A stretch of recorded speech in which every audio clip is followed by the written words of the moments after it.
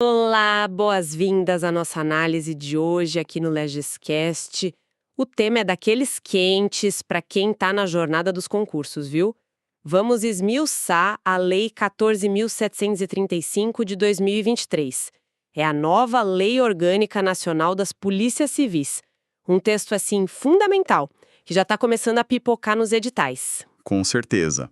Essencial mesmo. E hoje o nosso foco vai ser total no capítulo 2, aquele que define os princípios, as diretrizes e as competências da Polícia Civil. Olha, uma sugestão.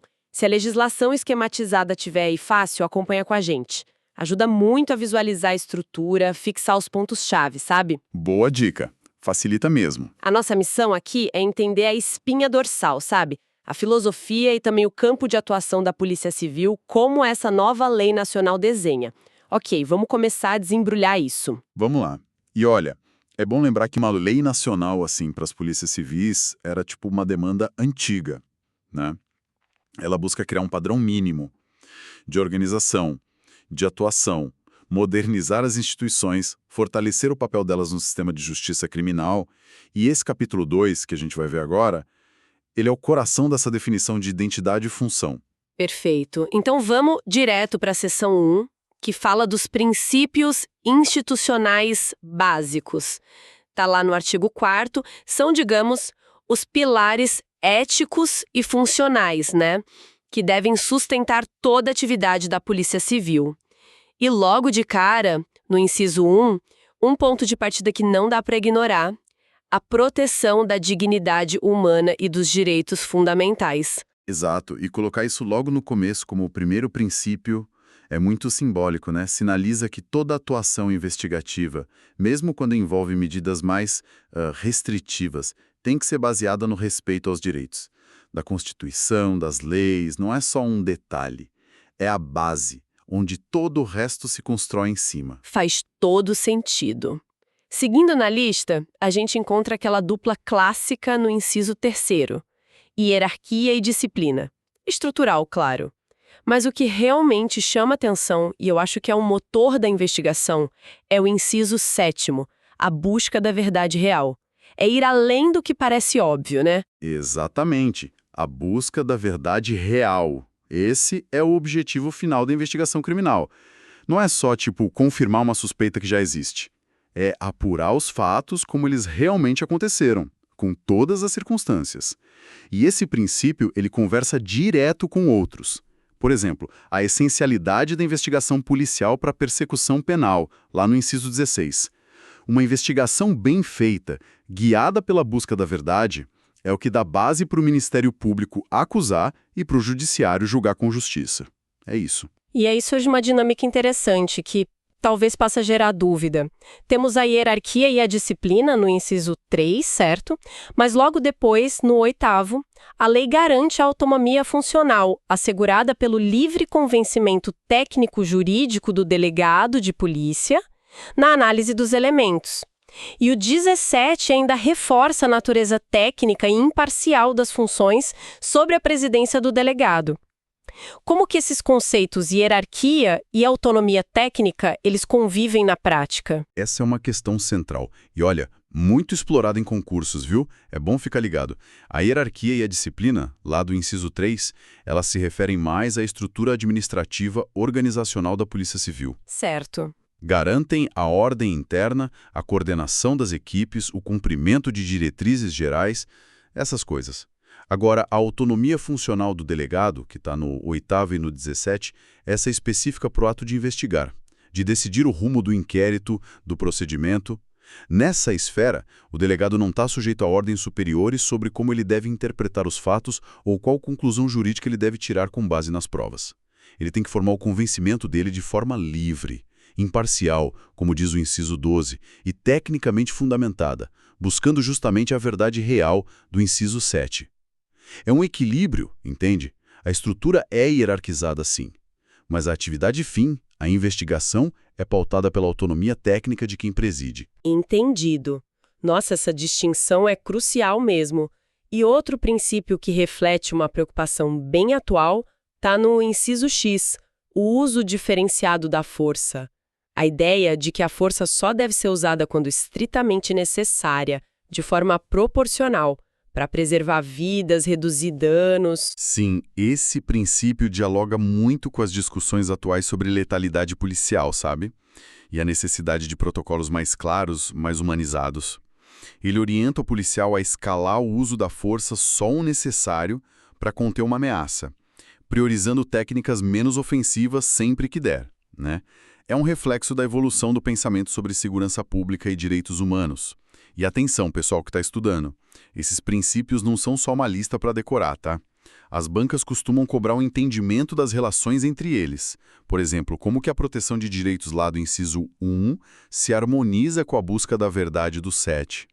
Como a autonomia do delegado 8 se encaixa na estrutura hierárquica 3. Sacar essas conexões é que faz a diferença. Ótima observação. Fundamental mesmo. Saindo então dessa base de princípios, a lei nos leva para as diretrizes. Seção 2, artigo 5º. Se os princípios são o porquê e os valores, as diretrizes são mais o como, sabe? As linhas mestras que devem orientar a ação, o planejamento da instituição. É aqui que a gente começa a ver a aplicação prática daqueles valores. Fica bem interessante.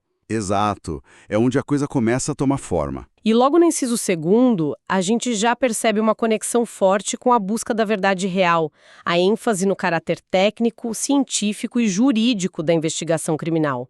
E os incisos 4º e 5º direcionam um foco, né? Atuação uniforme, mas também especializada e qualificada, principalmente no combate a crimes mais complexos, tipo hediondos, corrupção, lavagem de dinheiro, organização criminosa, crimes cibernéticos. Parece um reconhecimento de que o crime evoluiu e a polícia precisa ir junto. Exatamente.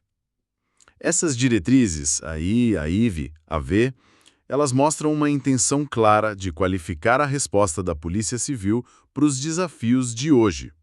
O crime organizado, os crimes de colarinho branco, eles exigem mais que a investigação tradicional, né? Exigem análise financeira, inteligência, cooperação entre órgãos, e isso se reflete em outras diretrizes, como a V e a 7, que falam da importância da cooperação, da integração com outros órgãos de segurança, do sistema de justiça. Ninguém combate o crime complexo sozinho hoje em dia. Impossível. E a tecnologia, claro, não podia ficar de fora. O inciso X é bem direto. Utilização dos meios tecnológicos disponíveis e atualização permanente das metodologias de investigação. A modernização é um imperativo. Um imperativo absoluto. Não tem como fugir disso. A análise de grandes volumes de dados, o uso de softwares de investigação, a perícia digital, tudo isso é fundamental hoje. Essa diretriz X não é só uma recomendação, é uma necessidade para a polícia não ficar para trás. E ligado a isso, a gente tem a diretriz 18, que fala da garantia de capacitação profissional continuada, integrada, isonômica e custeada pelo órgão. Isso é vital. Vital para os policiais poderem dominar essas novas tecnologias, essas metodologias. E essa capacitação do 18, junto com a avaliação anual de desempenho individual e de produtividade institucional lá do inciso 20X, parece que busca um ciclo de melhoria contínua, não acha? Tipo, capacita o policial, avalia o desempenho, identifica onde precisa melhorar e capacita de novo. Faz sentido? Exatamente. A ideia é essa, fomentar uma cultura de profissionalização, de aprendizado constante, de foco em resultados. A avaliação de desempenho, se for bem implementada, pode ajudar a identificar gargalos, premiar boas práticas e aumentar a transparência, a accountability, que é a prestação de contas da instituição para a sociedade. É bom notar, assim, que algumas diretrizes que foram propostas originalmente acabaram vetadas, né? Como a IX e a 15. É normal do processo legislativo. O que vale é o texto final, que foi sancionado, e ele aponta para essa polícia mais técnica, especializada, integrada, tecnológica e sempre buscando se aperfeiçoar. Perfeito. Então já temos os valores, que são os princípios, e as linhas de ação, as diretrizes. Falta o quê, né? Ou seja, o que a Polícia Civil efetivamente faz. E isso nos leva para a seção 3ª, o artigo 6º, que define as competências. Exato, o rol de atribuições. E o caput já começa com uma definição assim, potente. compete à Polícia Civil, claro, ressalvada a competência da União e a dos militares, exercer privativamente as funções de polícia judiciária civil e realizar a apuração das infrações penais. Essa palavra privativamente, ela tem um peso enorme aqui, não tem? Um peso gigantesco. Privativamente significa que, em regra, só a Polícia Civil pode exercer a função de polícia judiciária no âmbito estadual para crimes comuns, né, e apurar infrações penais, seja por inquérito ou outro procedimento que a lei preveja. Isso delimita o campo de atuação, evita a sobreposição, o conflito de atribuição com outras forças, no que diz respeito à investigação formal, define quem é o titular dessa função, que é essencial no ciclo da persecução penal. Claríssimo, e os incisos vão detalhando esse trabalho. O I traz o cumprimento de mandados de prisão, busca e apreensão, ordens judiciais, é o braço operacional da Justiça. O inciso 2 fala da preservação de locais de crime. Mas olha a ressalva importante: sem prejuízo da atuação de outros órgãos policiais em situações de flagrante. Essa ressalva aí, imagino que seja a clássica pegadinha de prova, né? Com certeza. Pode apostar.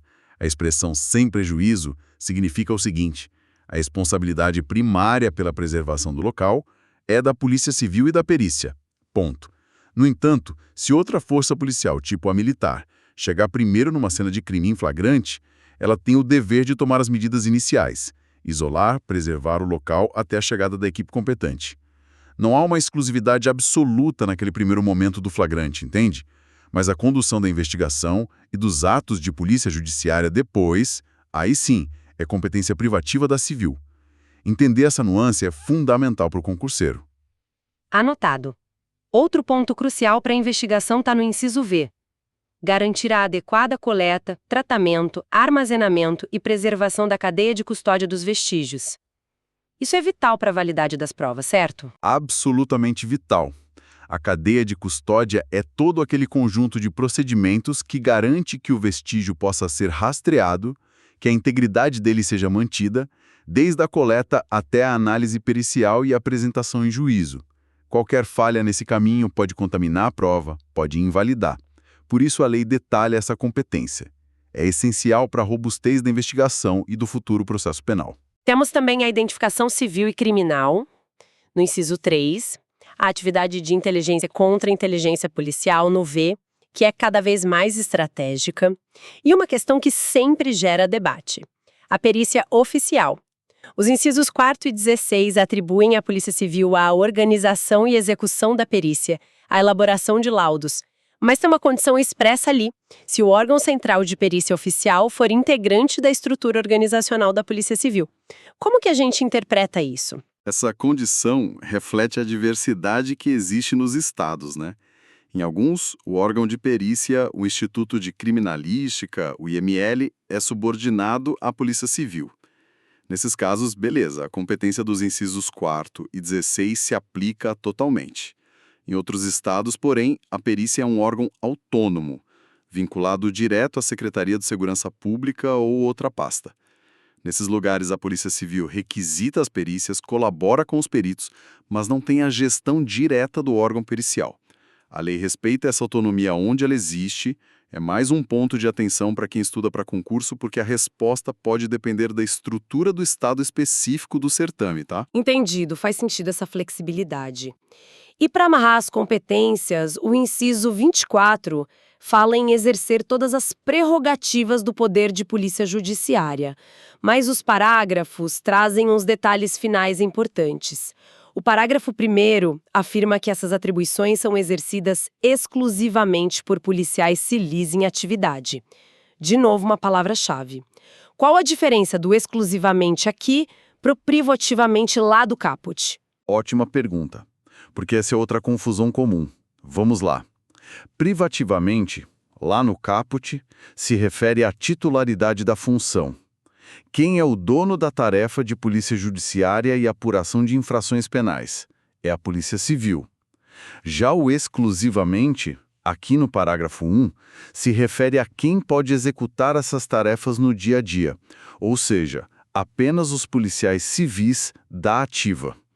Isso impede, por exemplo, que um servidor administrativo sem cargo policial realize atos de investigação, ou que policiais de folga ou aposentados pratiquem atos formais de polícia judiciária.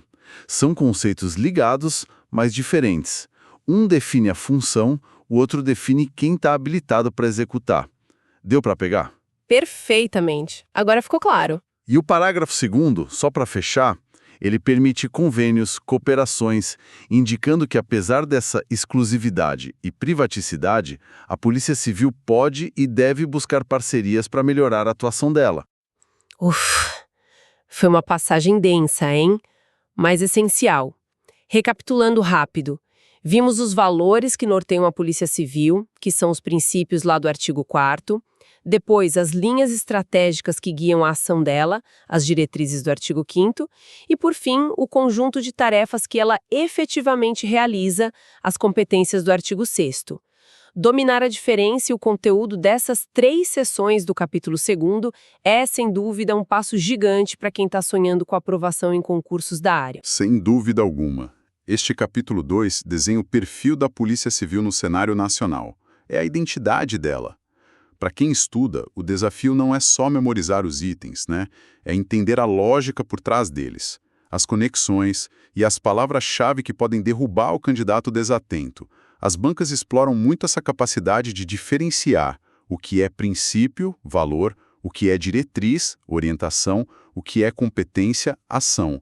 E, claro, os detalhes como privativamente, exclusivamente, sem prejuízo, a condição da perícia, tudo isso tem que estar na ponta da língua. E, mais importante, compreendido. Com certeza. E para a gente encerrar, fica aqui uma provocação para refletirmos. A lei insiste tanto em modernização, tecnologia, ciência, integração.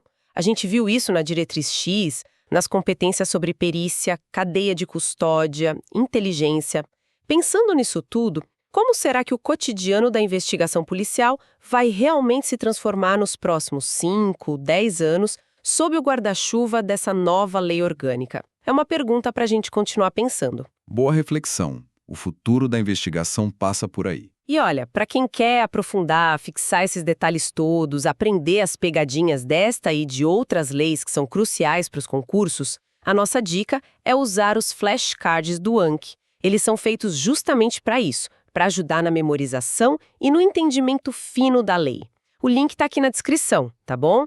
Bons estudos para todo mundo e até a nossa próxima análise. Até a próxima. Bons estudos.